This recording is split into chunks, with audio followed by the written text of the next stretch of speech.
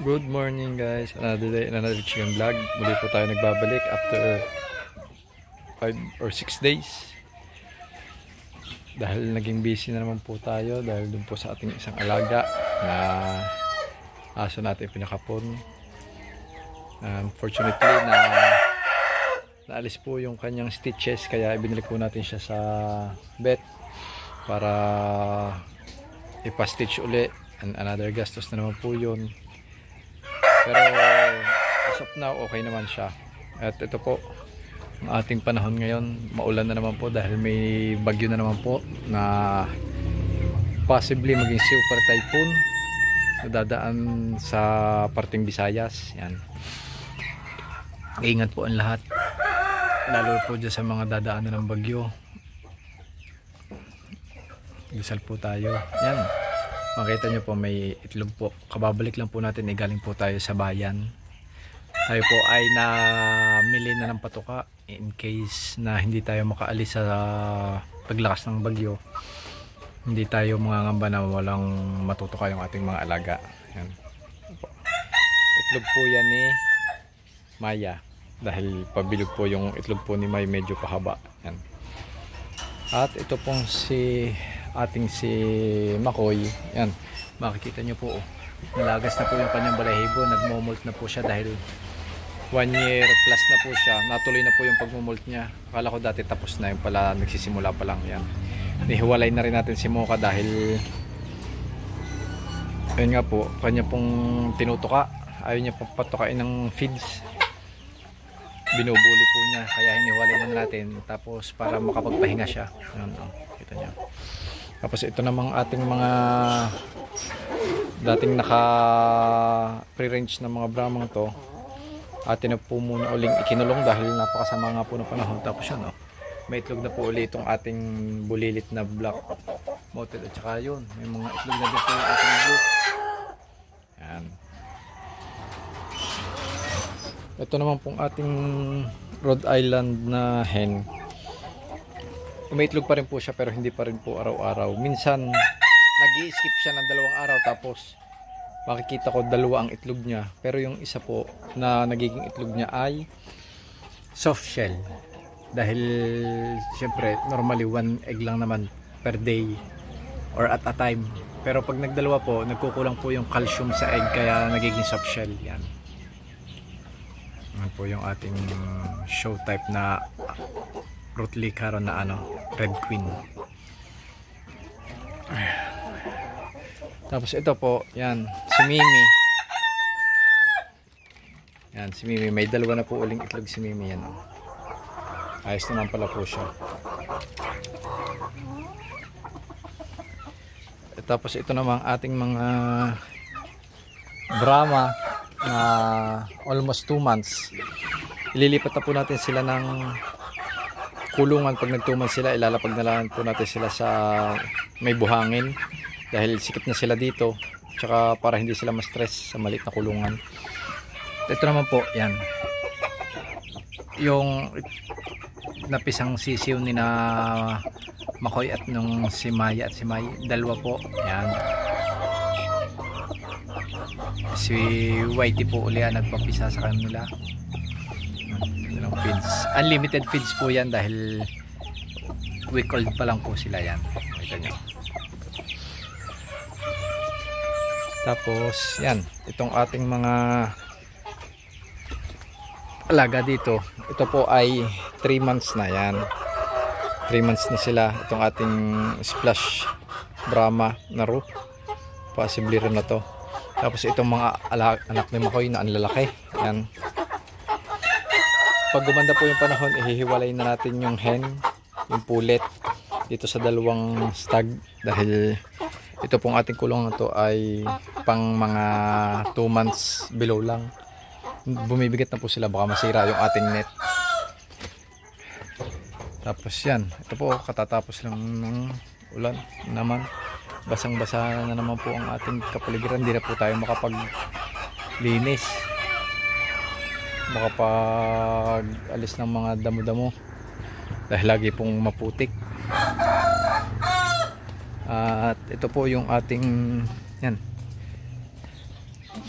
native darag na hen. Yan. Tapos ito po,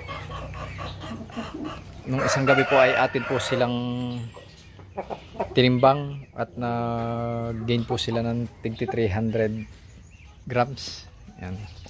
Ito po yung ating mga maliit na anak ni Dagul, yung huli nilang pasisiw. Yan. Dahil maulan po, nandun po sila. Ito po yung mga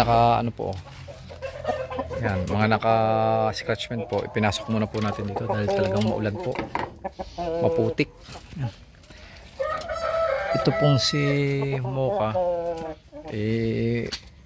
simula nang inihiwalay, sinama natin kay Makoy, humina po siya ng pagkain, binubuli po siya ni Makoy kaya yan, konti-konti lang pong kain niya. Yan. Tapos yan, yung dalawa nating Brahma nasa pre-range natin, pinasok na rin natin dito. Yan, si Mayra at saka si Maria, pinasok na po natin dito. Ang nasa pre-range na lang po natin is yung ating dalawang yan, rear na hen na molting. Yan. Tapos ito si Max, inihiwalay po muna natin dito sa ating tatlong pipay dahil hindi rin naman po tayo magpapapisa ng sisiw, hindi rin naman po tayo breed muna dahil masama lagi ang panahon. Yan.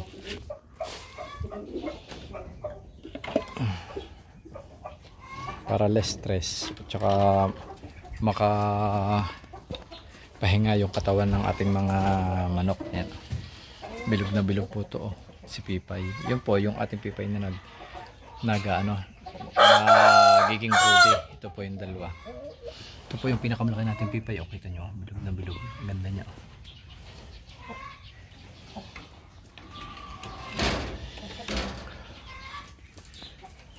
Yan. Si Mocha din po, medyo nag-decline na yung egg production niya dahil almost 3 years old na po siya.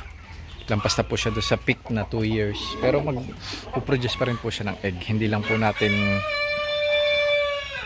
malalaman kung kailan uli siya magpo-produce ng egg. Di tulad nung dati na halos pagkakawalay ng sisi 1 month nagpo-produce na po uli siya ng egg. Ngayon hindi po masyado dahil yun nga po, medyo may edad na siya.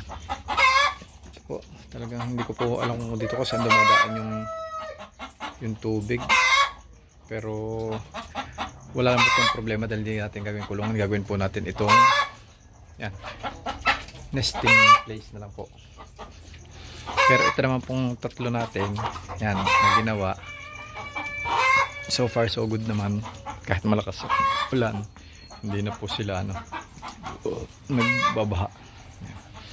Bale dito po sa may malunggay na to, dito natin ililipat yung ating mga Brahma na magto 2 months pag gumanda ang panahon. Tapos dito baka yung anak ni Makoy. Ito po yung ating nesting place. Yan yung si Choco, naglilimlim na po uli, pero ihihiwalay po uli natin yan dahil isa lang naman yung itlog niyang nililimliman. Tapos yung dalawa pa natin na ito mga pure native, hiwalay po natin yan para makapagpahinga si Choco.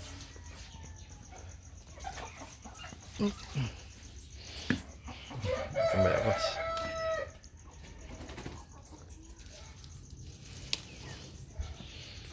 So far so good naman itong ating mga native. Hindi naman sila nagkakasipon kahit lagi silang humahapon dito sa Aratilis pagka malakas ang ulan, kahit sa hapon. Tapos ang gagawin po natin, yung mga anak ni Choco yun, yung mga parang porcelain, ihiwalay po natin yan dahil sila ang magaganda ang itlog.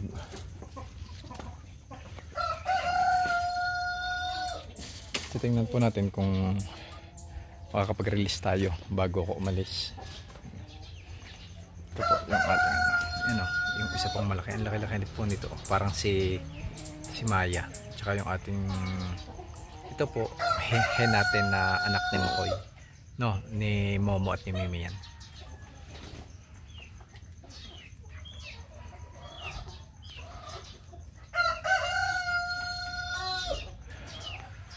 Hindi po tayo makapag ayos dito sa ating manukan, lagi pong umuulan. Ito naman po mga to ay hinihintay po natin ng right age na mag fully matured sila para bago natin i-breed para ayos, mas maganda.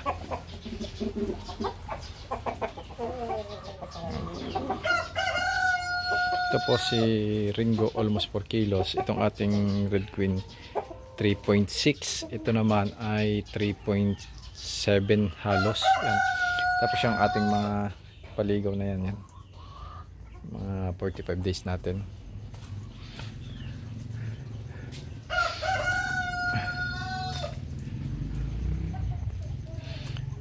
Ito lang muna po ang ating update sa ngayon dahil ang dami po natin kailangang gawin. Lilinisan pa rin po natin tong yan, pagka gumanda na po ang panahon. Pero as of now, ganito muna po ang ating manukan. Yan. Maraming salamat po. Keep safe at lagi po kayo magdasal. Salamat.